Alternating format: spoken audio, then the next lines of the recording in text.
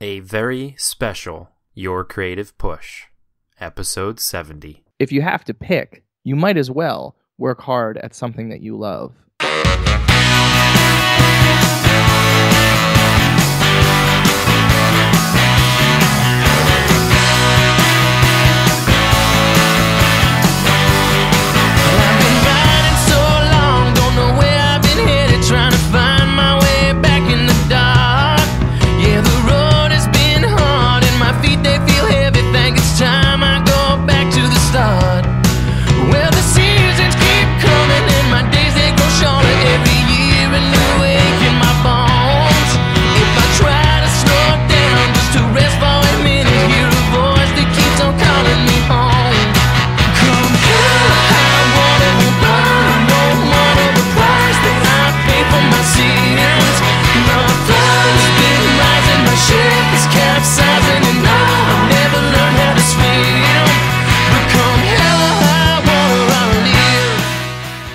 Welcome to Your Creative Push, the podcast that pushes you to pursue your creative passions. I'm your host, Youngman Brown, and you were just listening to Hell or High Water by Ron Pope. Ron has stood at the crossroads where so many musicians find themselves, at the intersection of record label and independence. In an ever-evolving industry filled with rejection and compromise, he has plotted a new course for his music to reach loyal listeners, taking the industry road less traveled in exchange for the ultimate payback, a league of devoted fans the world over, and I am one of them. He has sold over 2 million singles to date, he averages 15 million spins a month on Pandora, and his songs have been streamed over 120 million times. His songs have been featured on The Voice, Vampire Diaries, 90210, and So You Think You Can Dance. And his latest album, Ron Pope and the Nighthawks, is available everywhere music is sold. And Ron, before we get into your new album and kind of where you are now in your musical career, I was wondering if you wouldn't mind telling us a little bit about how you got to this point. Well, I grew up writing songs, and like even when I was a little kid, when I had the big red fat pencil and you grip it in your fist, even then, as soon as I could write a handful of words and put them together, I was writing little poems and stories, and I was always kind of making up little songs. Like even as a child, it was just kind of in there. And then, over time, I was always singing. I was in choirs and things like that. I was kind of the obnoxious little kid that was at the front of the choir and jumping on the piano to sing the solo and all that. So at some point, I guess I was about 12 years old, my best friend, Chris Keenel, he came to my house and he had an acoustic guitar and he started playing, and that was when we first started trying to put songs, like actual songs together. So I was always writing, and I played guitar, starting around that time, and got more and more serious with it as time went on. And I was playing baseball. Like I went to college to play baseball. And once I couldn't play baseball anymore, I changed schools. And when I got to NYU, I joined a songwriting circle. And that's really where it all kind of clicked for me. I met a bunch of great songwriters, and they were really, really complimentary of my songwriting and also of my ability to kind of always be able to write a song. Like in this songwriting group, we would meet once a week to workshop each other's new songs and to talk about songwriting in general. And, some weeks we would show up and, there were, 25 kids in the room, and no one else would have written a new song, and I would have written 12. And so some weeks we would go and we would workshop just my new songs that I wrote that week. And so that's really kind of where it all started. There were a bunch of great songwriters in there, and many of the people that I still work with today, like Zach Berkman and Paul Hammer, are people that I met in that songwriting circle. And then the beginnings of our band, The District, really happened in that room. It was essentially an offshoot of the band that I had been in growing up. My friend Chris Keenel moved from Georgia to New York, and so we kind of just continued right where we had left off. And then the people from that songwriting circle became members of the group. So we met Paul and Zach, and we met Will Frisch, who's still in The District to this day, and Mike Clifford, and a lot of the original members of the my main project was The District for many years. And so a lot of the people that were in The District, they came from that songwriting circle. So for me, it was just kind of like a long, focused, thing where I always wanted to write songs, and I just kind of kept writing them, and gradually improving over time. And I guess that was really that group, that songwriting circle was really the difference, I think, for me. Like if I hadn't joined that group, I don't know that I would have been able to become a professional songwriter. That's very cool. And then would you say that you've always been that, you said that while everybody else was writing, one song, you're writing 12. Have you always been that prolific, or has that kind of slowed down? I just kind of feel like, and this is, people always kind of laugh when I say this, but I just kind of feel like I'm just not good enough to sit down and write 10 songs and have all 10 of those songs be bangers and have that be the record. And so for me, it's a process, and so I don't think of that as like, it's not like an accomplishment to be able to sit down and write songs every day. It's just like a willingness. You have to be willing to sit and spend time, and not, you don't have to be, you can't be precious with it. When you finish a song and it's garbage, you have to go, this one's not good. There's nothing good in that. Next. And so for me, it's more like a part of my workshopping process. Like for my last album, for the Pope and the Nighthawks album, I wrote 150 songs. Oh my God. Yeah, and we recorded like around 40 of them or so to get to the 11 that you find on that record. And I'm not including some of those songs we recorded a number of different versions of. Like there's a song called One Shot of Whiskey, and the version on the record is just us, it's just me playing the piano live in the room. We started recording at this lake house, and so it's just me in the main room of the lake house playing the piano and singing it. But we also recorded 2 different versions of it in the studio, and we were recording like live versions on the road, full band, full production versions. And so we went through, I can't even imagine how many hours we spent just recording versions of that song to get to a place where we decided which one we would use on the record. So yeah, that's really what it is. My process kind of requires that I really do a bunch of work, a bunch of songwriting, a bunch of drafts, like Hell or High Water. When I was writing Hell or High Water, we wrote 9 complete drafts of that song. Like I had a finished version, and I didn't really love it. And then I worked on a song with Alan Markley, who plays keyboards in the touring band. And so Alan and I worked on a song, and then Alex Bermel, who plays guitar and stuff in the band, we sat down and worked on a version of it. And it just kind of kept going like that over and over. And I was, put this together, put that together, take this part from here and take this bridge from this version, and, kind of keep working on it until it's exactly what I want. So yeah, so for me, it's, the process is fairly long and fairly involved. But yeah, I kind of believe I read somewhere that Desmond Child said something like this. I can't remember exactly what he said, but it's something along the lines of, if you want to be a songwriter, just shut up and sit down and write songs. So that's kind of what I do. And he's written a ton of hit records, and I believe either his mother was a professional songwriter as well. So he's like, in addition to having written many of his own hits, he grew up watching it. Lots of songwriters are like that. Stevie Wonder is always writing. Dolly Parton apparently is always writing. So yeah, I don't know. I think it's one of those things, like, I kind of don't believe in writer's block. It's like, maybe you're going to write something that's, not very good, but you can certainly always sit down and write. It's just a matter of if you'll make yourself do it or not. Yeah, it's kind of like just continuing to create and then cutting out the fat. And he's right. It's, if you want to be X, if you want to be fill in the blank, just sit down and do that. There's so much thinking that kind of can come along with being a creative person, all that extra stuff that kind of comes after the act of, actually creating. So it is a matter of just kind of sitting down and doing it. It really, a lot of things in life come down to discipline.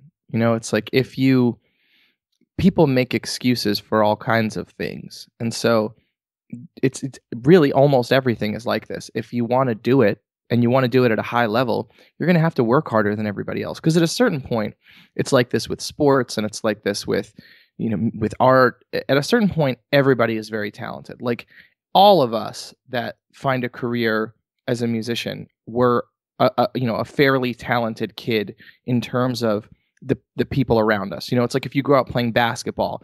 Well, in middle school, you're the best player, and in high school you're the best player, and you go to college and maybe you're the best player, and then those guys get to the NBA, and that's where all of the, all those other guys who were the best player in middle school, the best player in high school, the best player in whatever the SEC, and now they're in the league with the best players in the entire world. And so at a certain point, everybody's good, and then it's a matter of like how hard you're willing to work and how much you're willing to apply yourself. So, like I wasn't, and once I got to college, I wasn't the most talented of all of my friends. I wasn't the best songwriter. I wasn't the best guitar player. I wasn't the most energetic performer. I wasn't the best looking or the coolest. Like the thing that made me succeed kind of beyond the level of a lot of those people was just that I continued to apply pressure. I just kind of kept doing it. And so that's really, discipline kind of comes into play, whether you want to be a brain surgeon or a ball player or a rock star, it's just whatever you want to do. If you want to be the best, you're going to have to outwork a lot of other very talented people.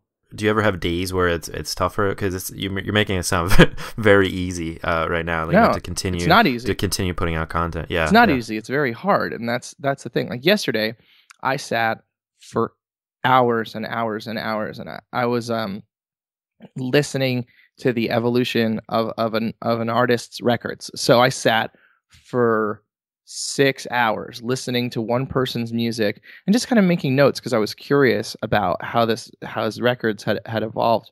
And so I was, and I do stuff like that all the time. Like I remember years ago when I was writing pop songs, like I bought a bunch of Jonas Brothers albums and sat in my house and learned these Jonas Brothers songs.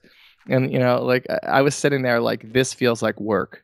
Like you felt like a 12-year-old girl. No, it wasn't even that. It was like sitting and charting out these songs and like copying the guitar parts. I was like, what is it? I was like trying to figure out what is it about this that makes this tick. And I've done that with hit pop records, and I've done it with Bruce Springsteen, and I've done it with Led Zeppelin. I've done that with a wide variety of things, and so stuff like that, like the work that it takes to learn how to be able to be a songwriter. A lot of that sucks, like, it's like that stuff sucks. And sometimes, I always tell this story. When I was making the Atlanta album, I was writing that in, I think 2011, because it came out in 2012. So I was writing that record, and this is my wife, Blair, is also my manager. But at that time, she was still back and forth. She had a corporate job still, but this is like before we were 100% full time. And so before she was 100% full-time as my manager, and she still had another job. So she would go to work during the day, and every day I would wake up in the morning when she left for work, and I would like get ready, and then I would go into the living room in our little tiny apartment, and I would start writing songs, the whole day, like basically while she was gone.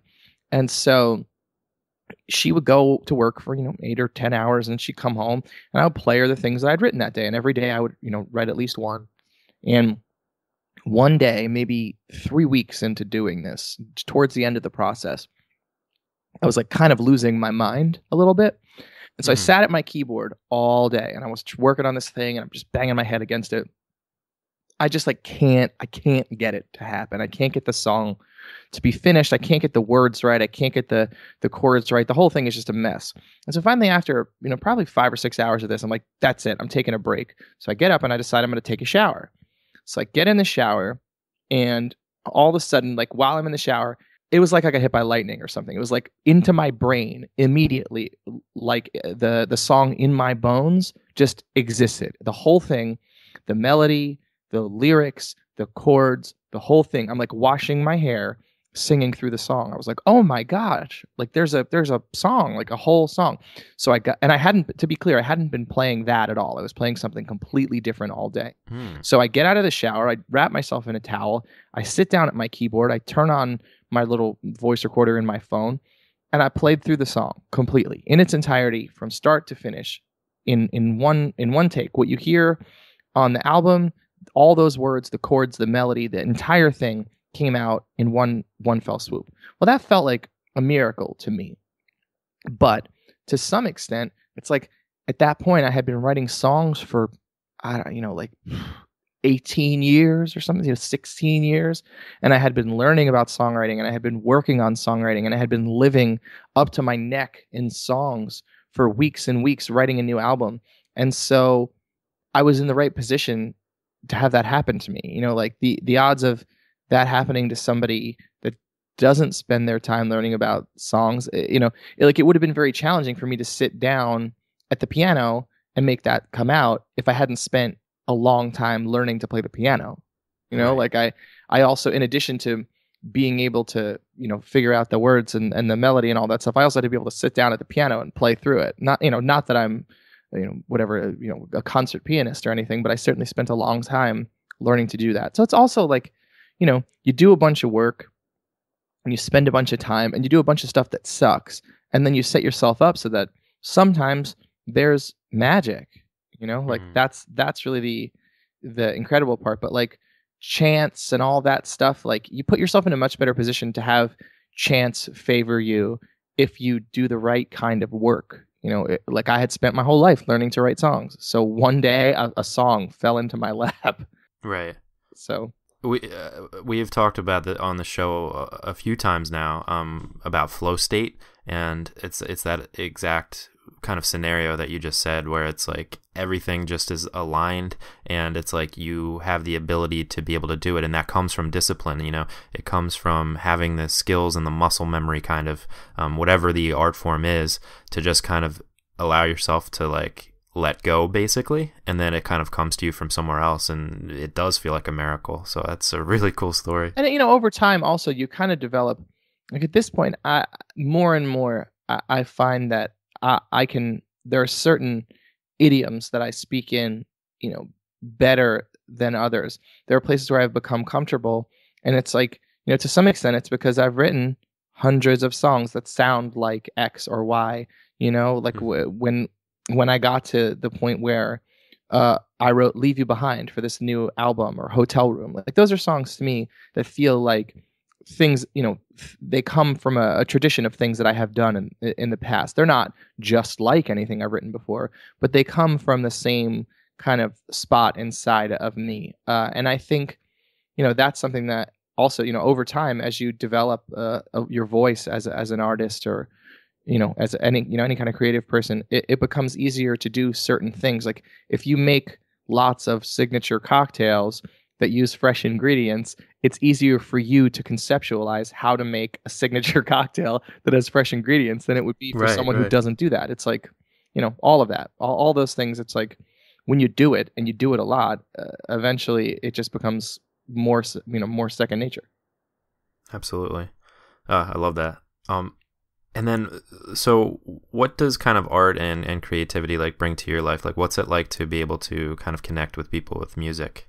I was a weird little kid, writing poems and playing guitar in your bedroom is not especially cool when you're 11.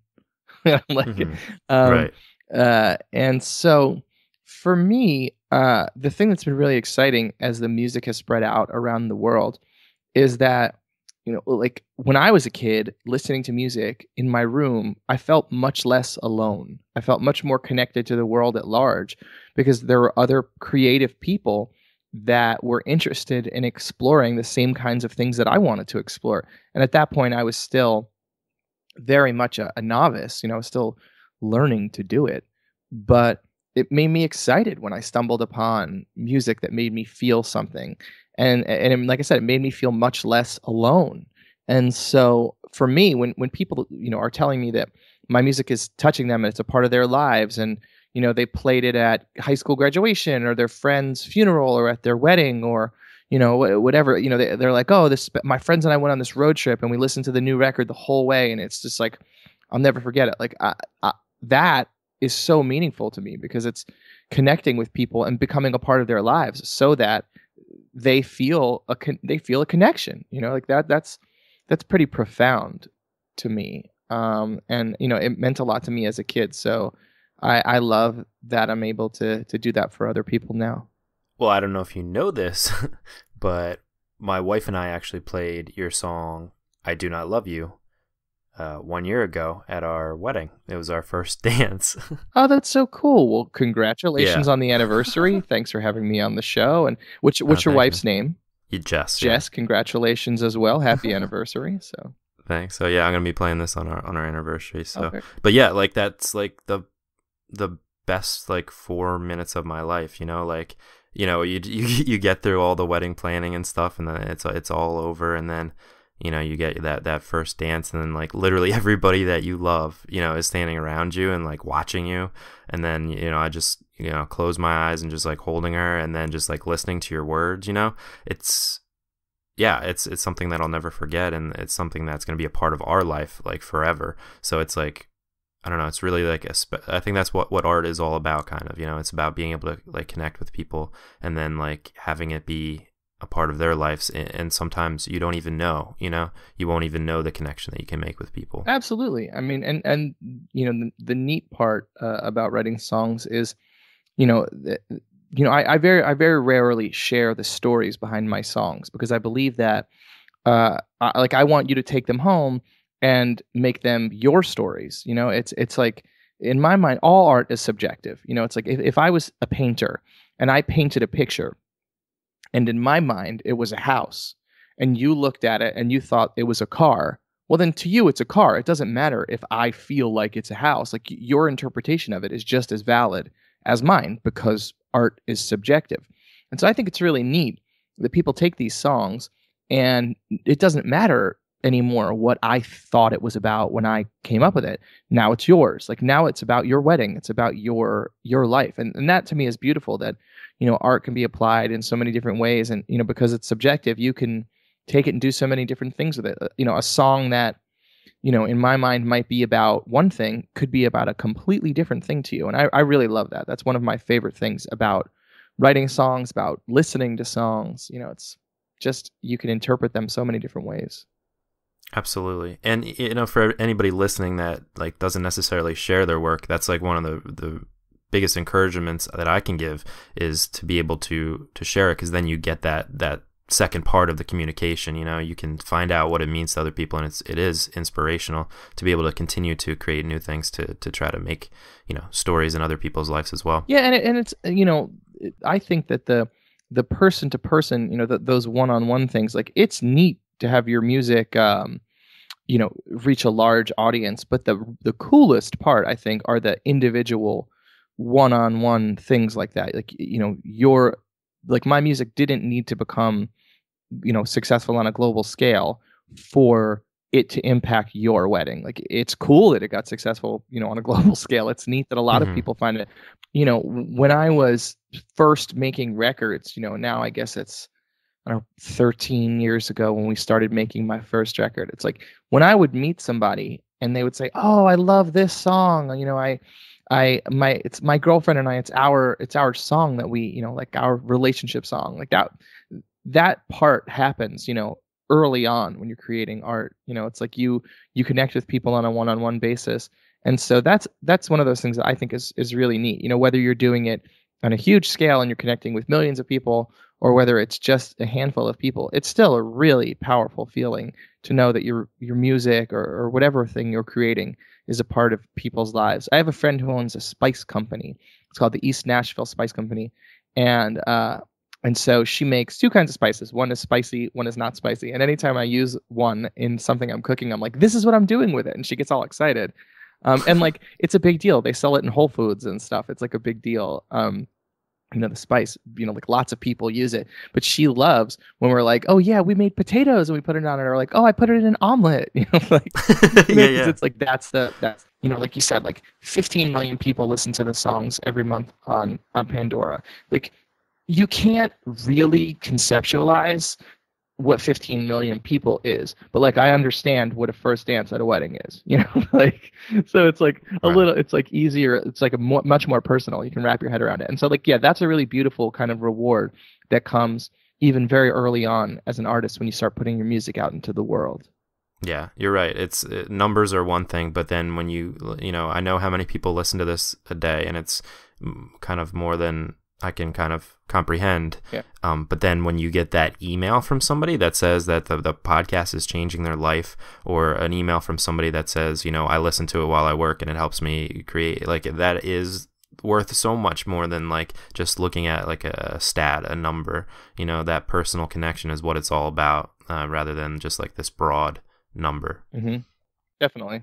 Can you talk a little bit about what you're doing now with Ron Pope and the Nighthawks? Well, so Ron Pope and the Nighthawks is my newest album. We just put it out in January, and so we released a handful of singles. We just finished up a world tour. So we played in New York at the top of the year, and then we went to Europe for a couple of weeks. And we came back and we went around the U.S. So we went to South by Southwest, and then we played a David Bowie tribute at Radio City Music Hall in New York, which was crazy. I did not know that. That's awesome. Oh, it was nuts, man. It was us, and then like all of these just giant artists, Debbie Harry from Blondie, and then actually all of Blondie did it. So the folks from Blondie, Michael Stipe from REM was there, Jacob Dylan, so many people. It's like kind of astonishing that we were involved in any way. That's so cool. Yeah, like every time you turn around, you'd be like, oh, that person is here. Like the Flaming Lips were there. Oh my gosh. Yeah, no, it was rad. We got to participate in that, and had a Mumford and Sons. It was like I said, like every time I'm like, oh yeah, there's another one. And so that was really neat. And so that was like kind of a fun way to cap off the tour. And so now I am back in Nashville for a little bit, and I'm kind of getting ready. I have some festival dates this summer that I'm going to do, and I have a radio thing. I'm going to like take over a Nashville radio station kind of for a week. And so that's kind of like what I have going on right now. I'm still kind of in the midst of promoting the record. But yeah, it just came out in January. It's like crazy how much stuff we've already done with it, and having kind of already run all over the world, and now to be have played so many shows with this record. It's neat. And people have been responding to it very well. Like in the past, when we put out a record and then immediately go on tour, it takes people a while to kind of get it and to attach themselves to it. And with this record, I saw people singing along. I mean, the album release show was the day after it came out, and we had it streaming somewhere for a week before that. And when we got to the first show, there were so many people singing along to all the songs. It was crazy. So cool. So that's been really cool. Just promoting this record. I mean, I really love it. For me, it's the kind of the singular achievement of my life as an artist. It's been, I love all the songs that we put on this. Like I said, we spent a ton of time on it. I started writing it in May of 2014 while we were out promoting my last album on tour. And I put together this incredible band of guys who I really love playing with, all kind of my first call guys from New York. And we went to a lake house in Georgia in late 2014 and kind of started working on it there, because I felt like if you work in New York with guys from New York, they always end up getting busy. Something comes up and then they're like, oh, I got to leave early, or this is happening, or that's happening. And so, so you trap them. I kidnapped them basically. And so I kidnapped them. I took them to Georgia and I, locked them in this lake house. And it was just like much more relaxed. Usually we're in a position where, we only leave the studio like to get a cup of coffee or to get burritos or something. And this was just like much more relaxed. We'd get up in the morning and some of us would go running, and I'd go for a long swim, and we would just, sit and talk and work on things. And, it just felt much easier and much more relaxed. So we started working there, and then we recorded on the road. We recorded all of our shows in the fall of 2014 and went back to New York and kept working in the studio. And it was fun, like for me, we captured a lot of different things in a lot of different places, and watched the concept of the album really evolve from, what I first thought it would be, which was really my only idea in the beginning, was all the guys in the band are incredible singers. And so I kind of wanted to showcase, what it was like to be it's like being in a choir, but everybody has a beard and wears a lot of denim. And so it was like, I wanted to be able to showcase that. And that was really my only idea originally. I didn't know sonically where we would go with it. And it just kind of naturally fell into this the thing that it is, which to me feels like, straight up American rock music.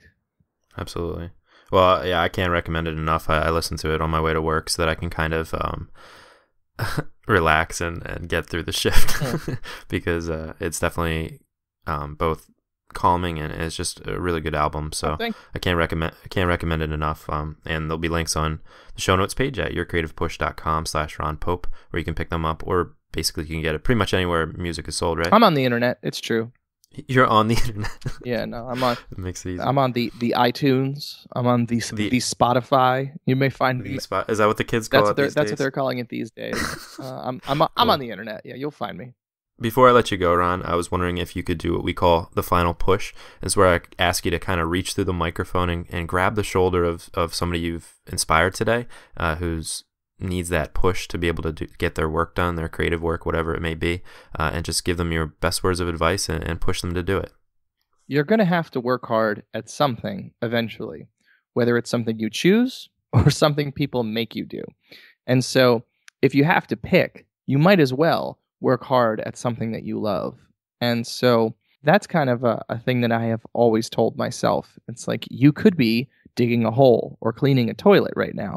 So writing songs isn't that hard, when you think about it in that context, and think about it, at the end of the day, you're creating your art for yourself. You share it with the world because you want to connect with the world, but you're creating for yourself. And so you should do your best because it's for you. And, isn't that what you want? Don't you want to do your best for yourself? So that was a really inarticulate way to say, do a good job. Right. Absolutely. Yeah. Do a good job, and you might as well do the thing that you love the best. Exactly. It's worth it. It's worth it to work hard at the things that you love. Ron, thank you so much, man, for coming on the show. This was really, really special for me, and I know it'll be special for my wife, too, when she hears it. Well, happy anniversary. Again, thanks for including this song in your wedding, and thanks for having me on the podcast. Of course. Thanks. Bye-bye. Wow. I mean, what an honor. Thank you so much, Ron, for coming on the show. Really inspiring to think about the amount of actual output that he puts into the music, the amount of time and effort that he spends writing and recording 150 songs, to narrow it down to just one album. That's pretty impressive. And like he said, sometimes you just have to create, ignore the kind of writer's block, know that you're going to write garbage sometimes that will end up in the garbage, but in order to build up that kind of muscle memory of creativity, you need to keep doing it. You need to keep putting the effort out there, and eventually gems will come. But all of that aside, it was such an honor to talk to him. Like I said in the episode, that was my wedding song. So in a way, this is kind of a gift to my wife today, our anniversary, April 18th. I love you so much, Jess. Thank you for just being my rock. Thank you for providing so much support to me. I know it's been difficult, having a full-time job and still producing a podcast that's every day. And while I do a lot of work for it, she is the one that kind of has to pay for it because we don't get as much time together. But that is kind of what the podcast is all about, It's about making sacrifices to do the thing that you love. And it makes it so much easier when you have the support of the people around you that you love, and I am so grateful to Jess for that. So I love you, and we will sign off with I Do Not Love You by Ron Pope. Thank you so much for listening. Go and get your work done, and we will be here for you tomorrow if you need the push again. Have a great day. I love you all too, and I can't wait to see you tomorrow. Bye.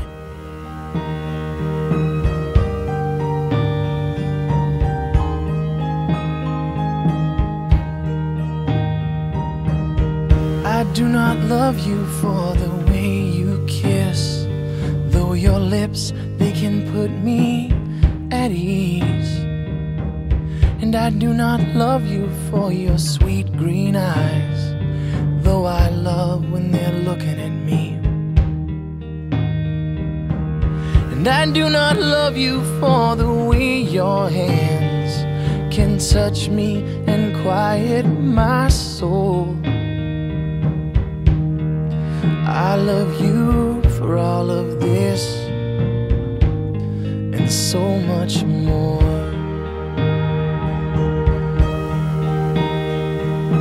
'Cause